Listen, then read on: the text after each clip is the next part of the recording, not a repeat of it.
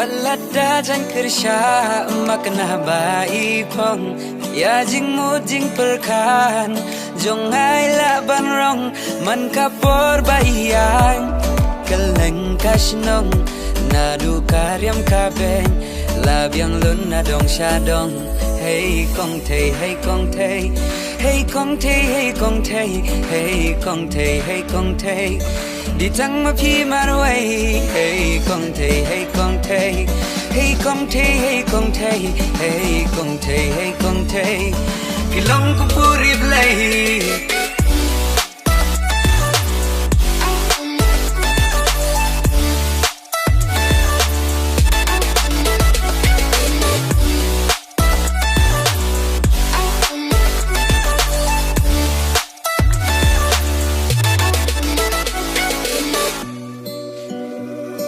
Wala impong jeans ni juta ki makeup barosaw ayom hangate im juklop bania jong kiway dang la hi jong la jong compare la isok mo la ide na nong kendong jinglong baja nai halaka smart casting ibatip ke syekati ibatip ka kami mesim ka kende wan min nga rumah bang ada tang dik ba inong i jonga ki kentin balong ya donor ki penom ngam jung ya bangat pe ye ping jinglong ba shi surya nga ki pen shobi kam tum lili haba pirki nga kwa shi sha jong a pinlong kam tamba pi dei parashnong ajing yem jong a pi on krisiu wat pendap jingi kudur babriu na na na na jingi hon jingi thiang hamba pen barokiyang man kapor bangadon hajan jong pi da jingi pi pendam yadunut teli hajing be jong kal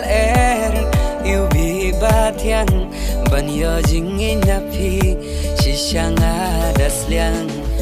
dahara bas tempen kende ka shadam ngala itik kum ka kunsim jingi ba janai happy jutang ngak leila da piru pis ngoya dai ngakwa shisha jong pinlong kam tamba pi dai parashnong ajing im jong happy on kersiu bat pendap jingi kudur babriu walada jan kersha makna bai pong ya jing mu jing perkan jong ai la ban rong man kapor bayang keleng kasnong nadu karyam kabeng labyang lun na dong shadong hey kong te hey kong te hey kong te hey kong te hey kong te hey kong te đi tang ma phi marway hey kong te hey kong te hey kong te hey kong te hey kong te hey kong te kilong ko puri play